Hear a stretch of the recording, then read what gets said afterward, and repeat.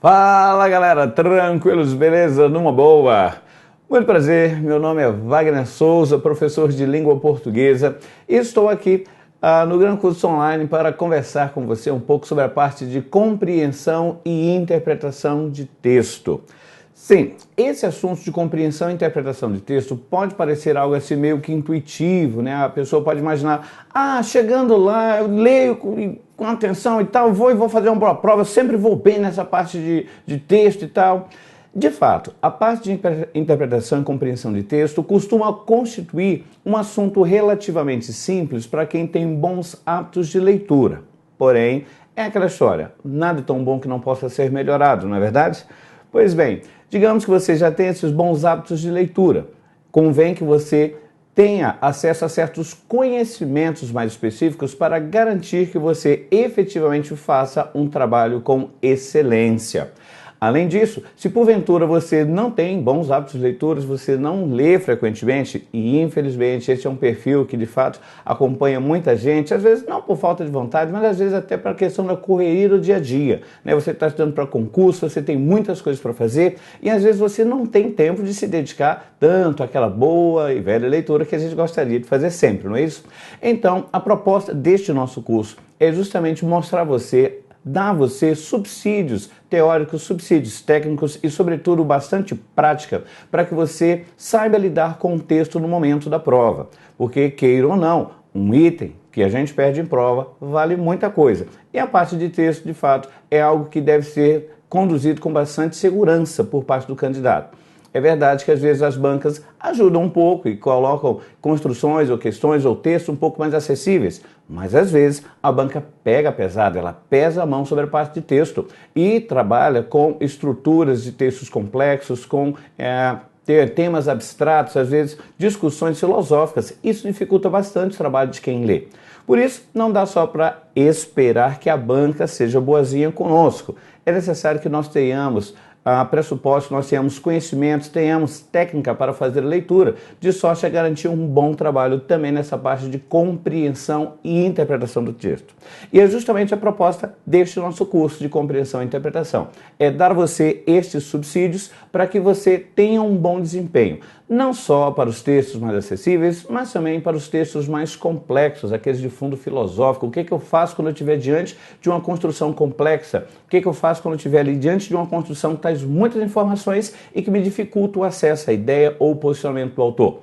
Há técnicas para você ter acesso a essas informações, há técnicas para que você observe na construção do texto aquilo que efetivamente interessa. O que o examinador está vendo no texto, você deve ver também. A minha ideia é justamente esta, colocar você dentro da cabeça do examinador, para que você comece a enxergar o texto como o examinador enxerga, não só observando a superfície do texto, mas procurando se aprofundar um pouco mais nas informações e nas ideias que o examinador está vendo ali, que o autor colocou e que eventualmente será objeto de questionamento para você. Bom, sem mais delongas então, vamos lá? Vamos começar? Então acompanhe na tela aí comigo. Vamos ver a parte pertinente à compreensão e interpretação de texto. E a primeira coisa que você deve saber é que de fato são dois processos diferentes. Compreensão e interpretação são coisas distintas. A compreensão diz respeito às informações que estão expressas no texto. O que acontece? Numa questão de compreensão de texto, você busca aquela informação que está compreendida no próprio texto, ou seja, está na superficialidade do texto. Esse tipo de questão é uma questão mais simples, porque você precisa apenas voltar ao texto e buscar a informação que lá está expressa. Normalmente são itens mais simples. Os itens de compreensão, inclusive, trazem comandos específicos. Acompanhe aí na tela comigo. Olha, os itens de compreensão normalmente fazem você voltar ao texto, de acordo com o texto, ou ainda, segundo o texto, o autor afirma. Ora, se o autor afirma, ele afirma onde? No texto. Ou ainda o autor diz e por aí vai. A ideia aqui não é que você fique memorizando esses comandos, não. É apenas para que você saiba que a informação, em sendo conduzida dessa maneira, deve estar um pouco mais facilmente expressa, apresentada lá no seu texto. Porque já que o item está fazendo você voltar ao texto, certamente a informação estará lá no próprio texto. Agora, a parte de interpretação é um pouco mais sutil. A interpretação consiste em você buscar as informações nas entrelinhas do texto. Acompanhe na tela comigo. Veja aí, ó.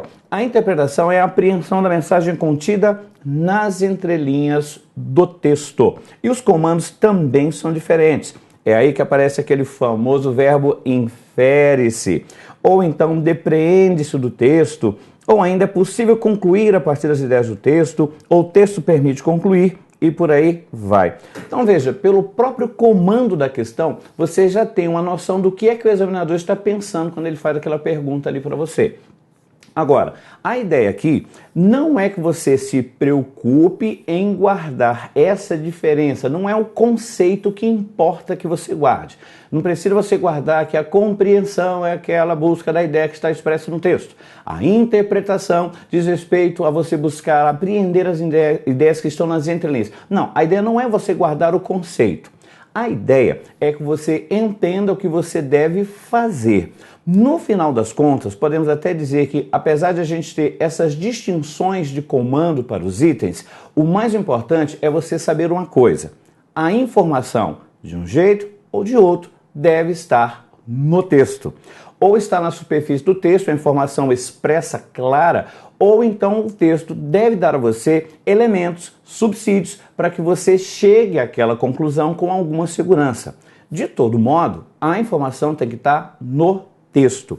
Isso quer dizer que, em outras palavras, naquele momento ali, o mundo para, o mundo se apaga, você não tem opinião, quem manda em você é o texto. Ou seja, se porventura o texto estiver apresentando ali uma ideia, um raciocínio com o qual você não concorde, sinto muito, naquele momento ali, quem manda é o texto. Porque muitas vezes o que acontece é que nesse processo de interpretação, nós trazemos para as informações do texto, nós trazemos também a nossa vivência, a nossa opinião, o nosso conhecimento de mundo, e isso é que interfere na parte de interpretação. Saiba, portanto, que se porventura você não estiver prontamente concordando com as informações do texto, não há problema. O texto é que vai determinar no final das contas como você vai fazer a sua análise da questão. Beleza? Então, muito cuidado. Tanto é que haverá um bloco específico em que nós falaremos sobre os erros clássicos do entendimento do texto, os erros clássicos da interpretação do texto.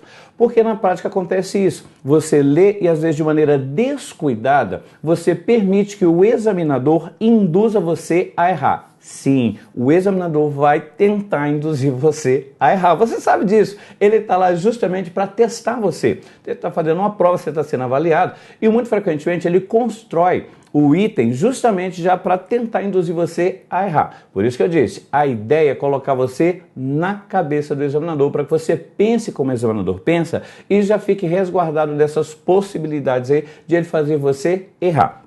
Mas neste momento, portanto, que você deve guardar aqui. O mais importante não é você guardar os conceitos. E mesmo caso, não fique tão paranoico com essa questão, é de acordo com, infere-se. Veja, o que importa é que a informação esteja no texto ou o texto ofereça subsídios para que você chegue efetivamente àquela conclusão. Se você perceber que o texto não dá subsídios para você chegar àquela conclusão, então dê certo, o item é um item incorreto, é um item errado. Beleza? Vamos fazer um exercíciozinho rapidinho? Volta aí para a tela e acompanha aí comigo. Ó. É um exercício bem simples, apenas para que você entenda essa questão do que é da interpretação e o que é a compreensão. Olha, uma frase bem simples e curta. Quando cheguei à estação, o trem já partira. E agora eu quero que você julgue as seguintes afirmações. Ó. De acordo com o texto, o trem deixou a estação em um momento anterior à chegada do personagem. B. Infere-se do texto que o personagem perdeu a viagem que faria. C. O texto permite concluir que o personagem desejava chegar à estação antes de o trem partir. Eu preciso que você avalie o que está certo, o que está errado aí. Se for o caso, se você quiser dar uma pausa aí para pensar direitinho, pode dar pausa. E aí, verificou o que está certo e o que está errado? Vamos lá então. Na letra A, de acordo com o texto, o trem deixou a estação em momento anterior à chegada do personagem. Certo ou errado? Galera, o item está certo. Veja que o item está dizendo de acordo com o texto, então obviamente que a gente volta ao texto. A gente sempre vai voltar ao texto, né, para buscar informação. Mas nesse caso a informação efetivamente está expressa lá no texto. Ó. Quando cheguei à estação, o trem já partiu. Agora, se o trem já havia partido, quer dizer que o trem deixou aquela estação em um momento anterior à chegada do personagem. Portanto, aí não há dúvida, o item de fato é certo. Agora vejamos o item B. Infere-se do texto que o personagem perdeu a viagem que faria. E o que você me disse? Esse item é o item certo ou o item errado? E o item C. O texto permite concluir que o personagem desejava chegar à estação antes de o trem partir. E aí, o que você falou? O que você me disse para essas outras duas? Você disse que de fato ambas estão certas, estão erradas, uma certa ou outra errada, se for assim, quem é quem? Percebeu que agora você teve de tomar um pouquinho mais de cuidado na sua análise quando você resolveu esse item B e o item C? Porque, nesse caso, observe que são itens de interpretação, né? O texto permite concluir, ou então infere-se do texto. Nesse momento, de fato, você deve verificar que, por mais que o comando esteja dizendo infere-se, ou então permite concluir, por mais que o comando diga isso, é necessário que o texto dê a você subsídios para que você chegue à conclusão com alguma segurança. Veja, no item B, eu afirmei que o autor, você pode inferir que o personagem perdeu a viagem que faria. Vamos lá. Na nossa mente, né, no nosso conhecimento de mundo, você imagina, se a pessoa for em estação de trem, é porque ela ia pegar um trem, né? Você, da mesma forma, se ela está indo para a parada, ela vai pegar um ônibus, não é isso que a gente pensa normalmente? Mas veja, esse é o nosso conhecimento de mundo. Isso é o que a gente entende, sabe das coisas. Mas no texto, lembra que eu falei que quem manda é o texto? No texto, você tem alguma coisa que me diga com segurança qual era o objetivo dessa pessoa indo à estação de trem? Não, você sabe que ela chegou lá e o trem já não estava. Agora, por que ela estava indo? O texto não me permite dizer isso com segurança, eu não tenho esses elementos. Ou seja, se você disser que ele perdeu a viagem, não, você está indo além das informações do texto. Pode até ser que ele fosse viajar, mas o texto não me dá nenhum indício disso. O que quer dizer então que esse item B é um item errado. Eu fui além das informações do texto. Por quê? Eu não sei por que ele foi àquela estação, eu não sei se porventura ele de fato ia viajar, eu não sei se ele ia se despedir de alguém, eu não sei se de repente ele só ia ver o próprio trem. Vai que de repente era o tipo Maria Fumaça, ou então aquele expresso de Hogwarts lá do Harry Potter, e alguém falou, olha, o trem ali é lindo, maravilhoso, ele sai em tal horário. Olha, dá uma olhada lá, corre lá e vê se você ainda consegue ver que o trem é lindo de fato. E a pessoa chega lá e o trem já tinha partido, o trem já partiram. Eu não sei por que ele foi à estação. Pode ter sido porque ele ia viajar, pode ter sido porque ele ia se despedir de alguém, pode ter sido simplesmente por curiosidade de ver aquele trem. Isso quer dizer, então, quando eu digo que o personagem perdeu a viagem que faria, por mais que haja certa lógica nisso, o texto não me permite chegar a essa conclusão. Beleza? Então, voltando aí para a tela, já sabemos então que esse item aqui é um item errado. O texto não me permite chegar com segurança a essa conclusão. E o item C? O texto permite concluir que o personagem desejava chegar à estação antes de o trem partir. E aí, o que você me disse acerca dessa aí? Essa é certa ou também errada? Gente, esta aqui é uma alternativa correta. Porque aí você pensa, ué, professor, mas a frase não me dá elementos para saber o que era o desejo desse personagem. Veja, se você ler com atenção e pensar direitinho, a frase dá elementos sim. Quando cheguei à estação, o trem já partira. Ora, se o horário de saída, o horário de partida desse trem não interessasse ao personagem, ao autor dessa frase, ele teria citado a partida do trem? Ora, se o horário de saída não interessasse para o personagem, ele nem sequer tinha citado a questão do horário. Ele simplesmente dizia, olha, cheguei tarde, cheguei à estação tarde. Ou seja, ele marcou com alguém para se encontrar lá, chegou lá, não deu, não funcionou, então ele ia comprar alguma coisa, não sei, ele ia ver alguma coisa. Se ele não se importasse com o horário de partida do trem, ele não tinha falado acerca do trem. Como ele disse, quando cheguei à estação, o trem já partira, eu posso concluir que ele desejava efetivamente chegar lá e o trem ainda está lá na plataforma. Isso quer dizer então que eu não sei por que é que ele foi lá. Não sabia se não sei se ele ia viajar, se ele ia se despedir, se ele ia simplesmente ver o trem. Mas o fato é que o texto, pelo fato de ele citar na frase trem, mostra que ele tinha a expectativa de chegar lá em um horário anterior da partida do trem. Por isso esse item é um item certo. E conforme você pode perceber, esses itens que envolvem inferência vão requerer um pouco mais de cuidado de você. Tá? Então, quando é um item de compreensão que te faz voltar ao texto de acordo com o texto, ou então o autor afirma, normalmente são itens que você apreende com um pouco mais de facilidade. Agora, quando o comando trouxer infere-se, depreende, pode concluir do texto, veja, nesse caso a informação vai estar lá, mas pode ser que ela esteja um pouco mais subentendida e você tem que pensar com um pouquinho mais de calma. A ideia, insisto, não é que você fique paranoico com a diferenciação. Ai meu Deus, qual é o comando para a compreensão? Qual é o comando para a interpretação? Não. A todo modo, a sua preocupação primeira, sua preocupação maior é a informação está de alguma forma presente no texto, seja na superfície, seja nas entrelinhas. O texto me dá condições para chegar a essa conclusão com alguma segurança? Se o texto lhe der essas condições, parabéns, de fato o item é um item certo. Se o texto não permitir que você chegue com segurança a essa conclusão, é um item errado. Tá? O fato é que, quando são itens de interpretação, você provavelmente vai ter que ver com um pouquinho mais de calma. Por isso é que convém você saber, no caso, essa diferença que o examinador utiliza no comando. Mas, conforme disse, não precisa ficar paranoico com isso. O importante é que a informação efetivamente esteja no texto. Tudo bem? Vamos fazer um pouquinho mais de exercício? Acompanha comigo aí na tela. Vamos aí, eu trouxe aí um texto para você, para que na prática eu já passe algumas dicas para você acerca da leitura do seu texto. Bom, vamos lá. Você vai fazer a sua prova, apareceu o texto. O que você vai fazer? Ué, professor, eu vou ler o texto? Não. Olha aqui para mim, deixa eu te dar uma dica. Se você, no caso, está diante de um texto de prova, às vezes o texto é um texto grande, um texto longo. E o que acontece? Muitas vezes você faz toda aquela leitura do texto e quando você vai para o primeiro item, é um item de gramática. Aí você vai para o segundo item. É um item de gramática também, né? Está lá dizendo, na linha tal do texto, a substituição da vírgula tal por 2 pontos mantém a correção e a coerência. Aí vem um próximo item. Na linha tal do texto, o acento indicativo de crase se dá pela regência da palavra tal e a presença de artigo definido feminino. Aí vem o próximo, na linha tal do texto, a substituição da palavra porém pela palavra contudo mantém a correção, a coerência, as informações originais do texto e tal. Aí vem o próximo texto. Por que é que você leu o texto?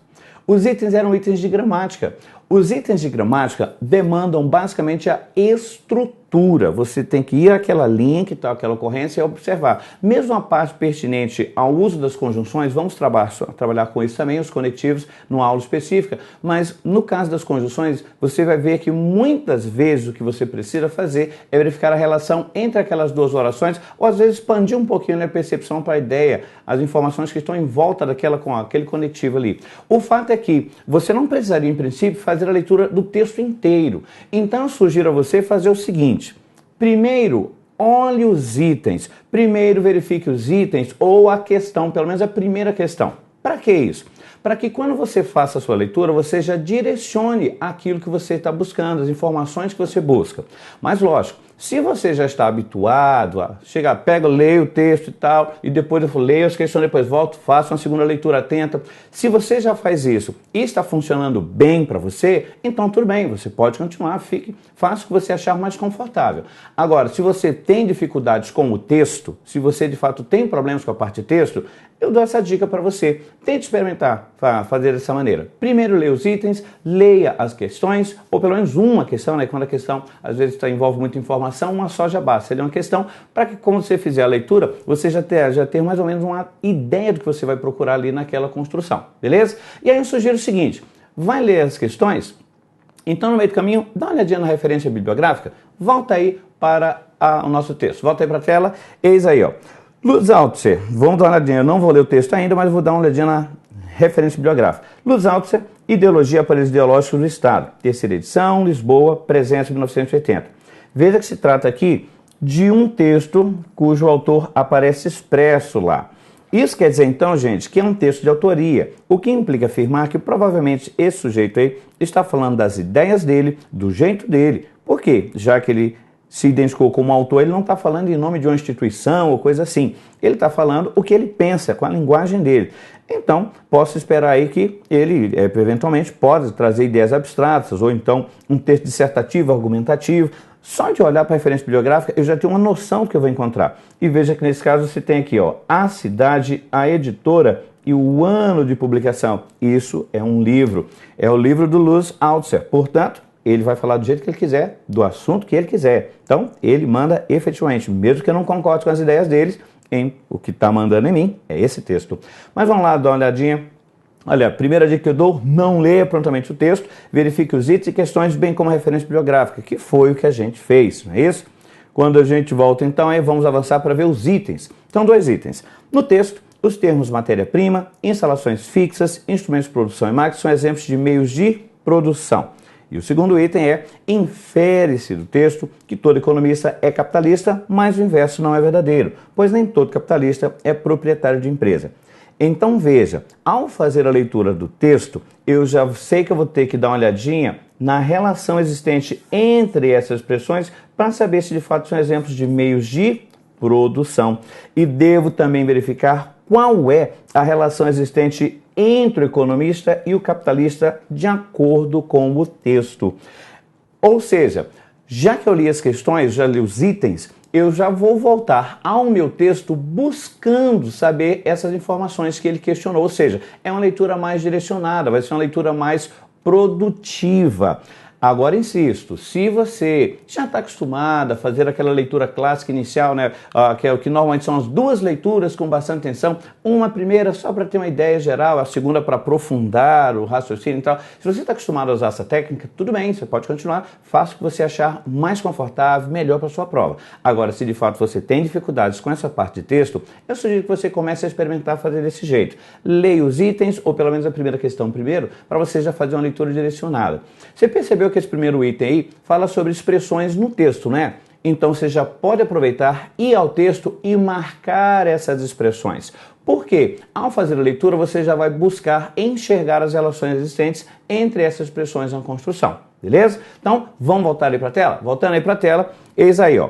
Como o item A já falou que existe uma relação entre as expressões que estão aqui embaixo, matéria-prima, instalações fixas, instrumentos de produção e meios de produção, eu já fiz a marcação. E olha só, deixa eu te mostrar uma coisa aqui. Ó. Lá no item, primeiro apareceram essas informações. Depois é que apareceu esta informação aqui. Ó. Deixa eu te falar. Se você prestar bastante atenção, na maioria das vezes o examinador faz isso. Quando ele relaciona 2 expressões ou mais, ele, ao perguntar, pergunta na ordem inversa de aparecimento no texto. Olha, essa expressão tal, tal, tal, que está lá embaixo, se refere à expressão tal, tal, que está cá em cima. E por que ele faz isso? Porque ele quer te obrigar a ler o texto mais vezes. Você, peraí, expressão tal, tal, aí você vai lendo, aí encontra a expressão lá embaixo. Se se respeita com a expressão meio de produção. Aí você lê de novo para encontrar a expressão lá em cima. Agora, se você lê o item primeiro e já marcou no texto, ao fazer a leitura, já que você fez a marcação, você já faz a leitura observando com atenção essas expressões para ver se de fato elas são relacionadas, beleza? Por isso que eu falei, leia o item primeiro para adiantar o seu trabalho, aquilo que você vai buscar na construção do texto. Acompanhe na tela comigo de novo, vamos voltar aí, ó. Bom, aqui temos aí, fazendo a leitura, temos, hoje todos já conhecem, porque Marx impôs essa demonstração no livro 2 do Capital, que não há produção possível sem que seja assegurada a reprodução das condições materiais da produção, a reprodução dos meios de produção. Olha aqui para mim, fala sério, até aqui, você entendeu tudo direitinho? Ah, professor, tá falando sobre Marx e o Capital, né? Sim, é isso mesmo, mas você sabia que não é essa a ideia principal do autor desse trechinho aí?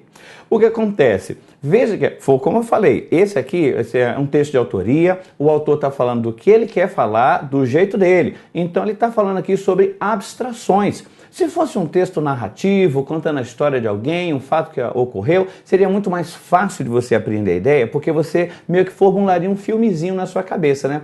Agora, quando são textos dessa natureza, textos um pouco mais abstratos, que discutem ideias, temas, né? São textos dissertativos que apresentam argumentação, é um pouco mais difícil, às vezes, você apreender a informação. Neste caso, tenho outra dica para dar para você. Acompanhe aí na tela. Olha aí, segunda dica que eu te dou. Use a pontuação a seu favor. Expressões entre vírgulas, gente, costumam ser acessórios da estrutura básica da frase formulada. Então, o que eu sugiro? Já que expressões entre vírgulas costumam ser acessórios, experimente retirá-las, pelo menos durante um tempinho, para facilitar a sua leitura. Como assim, Wagner? Acompanha. Olha aí, ó. Tá vendo esse hoje que aparece aqui no início da frase? Ele é um acessório, Está aí pontuado, isso é uma adjunta adverbial, né, pessoal lá da gramática, ó. Então, já que é acessório, vamos dispensar por enquanto, tá? Veja que depois, ó, todos já conhecem, vírgula, a frase, a minha construção frasal, efetivamente começa aqui, gente. Aqui está o verbo e aqui está o sujeito, ó. E isso quer dizer, então, que essa expressão na sequência, vírgula, porque marketing, impõe demonstração, tá vendo que apareceram as duas vírgulas aqui e aqui? Essas vírgulas marcam o início e o final da quebra gerada pela inserção do acessório. Vamos experimentar retirar? Olha aí, ó. Tá vendo que agora fica um pouco mais claro o que o autor quer dizer? Ele não está falando sobre Marx ou sobre o livro Capital. Na verdade, o que ele quer dizer é isso aí, ó. Todos reconhecem que não há produção possível sem que seja assegurada a reprodução das condições materiais da produção. É isso que ele quis dizer. Todo mundo sabe que não é possível produzir se você não tiver condições materiais para fazer essa produção. Percebeu? E percebeu que eu parei aqui, ó, nesse pontinho aqui, nos dois pontos? Porque aqui eu tenho uma outra dica para dar para você. Quando aparecerem dois pontos, fica ligado. Dois pontos, galera, servem para indicar uma explicação ou esclarecimento ao final da frase. Ora, fala sério. Pensa comigo. Se o escritor, o autor daquele texto, parou para explicar, para falar a mesma coisa para mim de novo, essa informação é ou não é importante para o autor? É claro que essa informação é importante para a condução da ideia dele, porque do contrário, ele não tinha se dado ao trabalho de parar a leitura, aliás, parar a construção do texto para falar a mesma coisa de novo, para explicar para mim. Então, dê um pouquinho mais de atenção, um pouquinho mais de valor a esses dois pontos que aparecem ao final da frase, porque normalmente introduzem explicações e essas explicações costumam ser importantes para o autor do texto. Tá vendo? A informação está lá no texto. Só que normalmente, às vezes, você vai para a prova e espera simplesmente fazer a leitura e espera que o céu se abra e você, eu entendi. E o céu se abriu. Eu entendi a informação do texto. Ora, convenhamos, até pode acontecer, mas o ideal é que você vá sabendo como trabalhar com o texto, tá? Então já fica essas dicas aí para você, tá? Se porventura você tem expressões, a estrutura está muito longa, está difícil de entender, procure retirar as expressões entre vírgulas, porque normalmente são acessórios. Retirando fica mais fácil de você entender. E dê um pouquinho mais de atenção para explicações que vêm ao final da frase. Essas informações normalmente são importantes para o autor daquele texto, beleza? Vamos voltando aí para a tela então? Então, voltando lá para a nossa tela, aí, ó, já tirei os acessórios anteriores e aqui já sei que esta informação aqui é uma explicação para a anterior. Gente, ele parou para me explicar. Observe que existe um paralelismo na construção. Ó. Reprodução das condições materiais da produção. A reprodução dos meios de produção. Isso me permite, gente, enxergar que existe uma relação entre o que seria condições materiais da produção e os meios de produção. E o que o primeiro item me disse, gente? Que a matéria-prima, instalações, instrumentos de produção são exemplos de meios de produção. Mas o que é meio de produção? São as condições materiais. Tá vendo como o examinador enxergou a conexão entre essas estruturas, essas informações, mediante a explicação do autor do texto? Então veja, a ideia é que você enxergue o texto como o examinador enxerga. O examinador ele enxerga essas relações estabelecidas entre as ideias mediante a forma de construção do autor. Então, convém que a gente enxergue também. Ou seja, gente, aqui a gente consegue verificar que, quando eu digo condições materiais, estou falando dos meios. Matéria-prima não é condição material, gente? É. Instalação fixa também não é algo material? É. Instrumento também não é algo material? É diferente, por exemplo, da força de trabalho humana, que não é condição material. É diferente da produção técnica que pode ser desenvolvida, algum projeto que não é condição material. Agora, isso tudo é condição material. Isso já me dá condições de concluir que esse primeiro item aqui, gente, é um item certo. Está lá a informação conectada na construção do texto. Agora vamos para o segundo. Infere-se do texto que todo economista é capitalista, mas o inverso não é verdadeiro, pois nem todo capitalista é proprietário de empresa. Será? Vamos voltar lá na nossa leitura? Essa parte do economista capitalista aparece lá no segundo período, na partir do segundo período. Mas percebeu que há acessórios aí no meio do caminho? Qualquer economista, vírgula, que neste ponto não se distingue qualquer capitalista, vírgula, sabe que, vírgula, ano após ano, vírgula. O que eu disse? Expressões entre vírgulas costumam ser acessórios. Vamos experimentar dispensá-las? Olha aí, vou dispensar as informações acessórias e olha o que me sobrou. Qualquer economista sabe que é preciso prever o que deve ser substituído, o que se gasta, o que se usa na produção.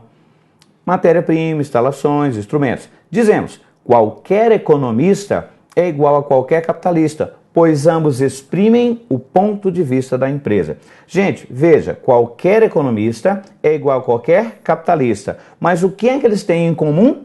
Veja, qualquer economista sabe que é preciso prever o que deve ser substituído, aquilo que você gasta na produção. E é justamente neste ponto que ele não se distingue do capitalista. E aqui, quando se diz, então, qualquer economista é igual a qualquer capitalista, ambos exprimem um ponto de vista da empresa. Qual é o ponto de vista da empresa, gente? A questão voltada à produção. É nesse ponto que eles não se distinguem. O que quer dizer, então, que quando o item afirma que você infere que todo economista é capitalista, mas o inverso não é verdadeiro, pois nem todo capitalista é proprietário de empresa, essa informação, gente, passou longe daquilo que o texto está dizendo, ou seja, eu não disponho desses elementos aí no texto para dizer que esse item é um item certo. Isso quer dizer, então, que não posso afirmar isso. O item, portanto, é um item errado. Beleza, galera? Começou a entender como é que funciona esse trabalho de leitura? Então veja, não se trata de você chegar lá e simplesmente, chegando lá eu leio e eu vou ver no que vai dar. Não, existem técnicas, existem mecanismos que você pode adotar para que você tenha um trabalho mais eficiente na leitura do texto e a obtenção das respostas, beleza? Vamos ficar por cá nesse bloco, mas eu vejo você no próximo bloco para dar mais dicas, mais orientações para você. Até lá!